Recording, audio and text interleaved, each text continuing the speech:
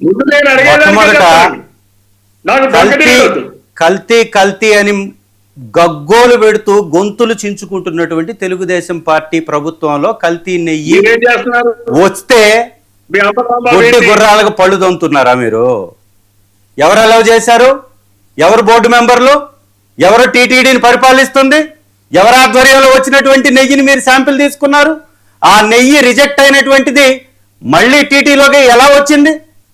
ఇంకొకటి నిబంధనలు సవరించారంట. కొంచెమన్నా జ్ఞానం ఉందా? నిబంధనలు సవరించడం వలన జరిగినటువంటి నష్టం ఏంటి? నిబంధనలు ఎప్పుడు పెట్టారు మీరు? 2014 నుంచి 19 వరకు ఎందుకు నిబంధనలు పెట్టలేదు? ఎందుకు 2019లో నిబంధనలు పెట్టారు?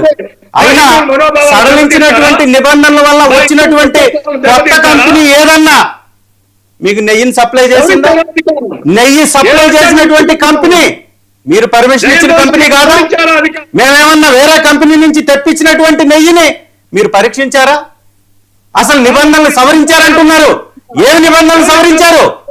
ఒక్క ఆవు లేనటువంటి బోలే బాబాకి ఎందుకు ఇచ్చారంటున్నారు? దానికి పర్మిషన్ ఇచ్చింది మీరు కాదా? మార్చారున బోలే బాబాని తీసుకొచ్చింది మీరు కాదా? 2019లో మీరు తెచ్చినటువంటి కంపెనీ కాదా? ఈ లోపం అంతా మీలో పెట్టుకొని అయోధ్యకు పంపినటువంటి లడ్డులంట.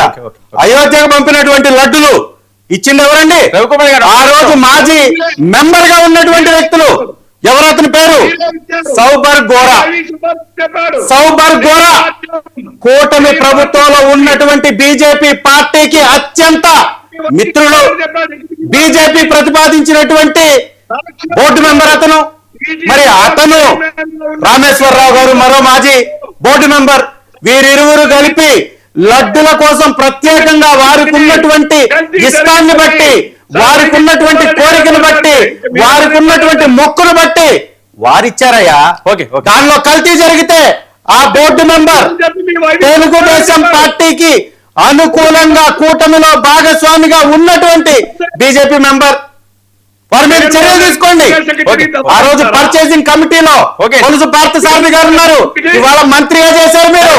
ఒకవేళ కల్తీ జరుగుంటే ఆ రోజు కొనుగోలు కమిటీలో మెంబర్ గా ఉన్నటువంటి కొలుసు పార్థసారథి గారిని ఏ ముఖం పెట్టుకొని ఇవాళ మీరు కూటమిలో మంత్రిగా ఉన్నారు.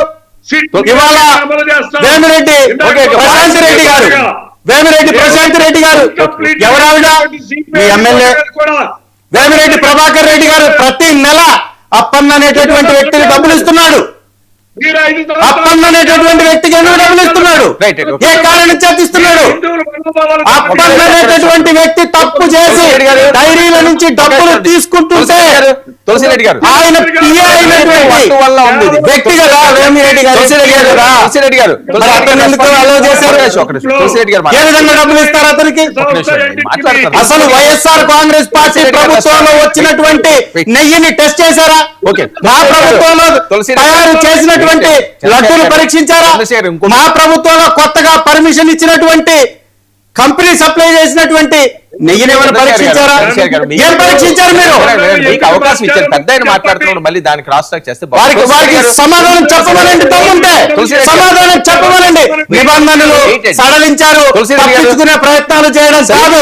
నిబంధనలు సవరించడం వలన ఒక కొత్త కంపెనీ వచ్చి ఆ కంపెనీ సప్లై చేస్తుంటే దాని పేరు చెప్పండి. తమ్ముంటే 2014 నుంచి 19 వరకు సప్లై చేసినటువంటి కంపెనీలు, మీరు సప్లై చేయించినటువంటి కంపెనీలు, మీరు పర్మిషన్ ఇచ్చినటువంటి కంపెనీలు, మీ ఆధ్వర్యంలో వచ్చినటువంటి కంపెనీలు అవకాశం ఇచ్చారు. తులసిరెడ్డి గారు మాట్లాడుతున్నారు, మీరు క్రాస్ టాక్ చేస్తే బాగోదండి.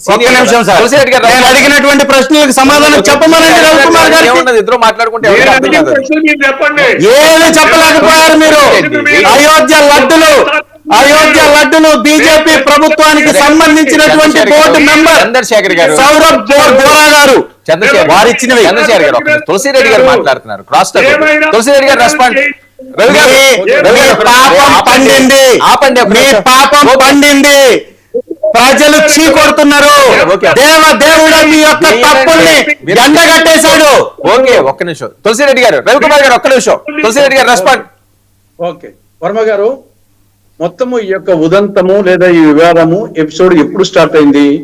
2024 సెప్టెంబర్ లో ఒక టీడీపీ మీటింగ్ లోను ఒక కూటమి మీటింగ్ లోను ముఖ్యమంత్రి గారు ఏం చెప్పారు?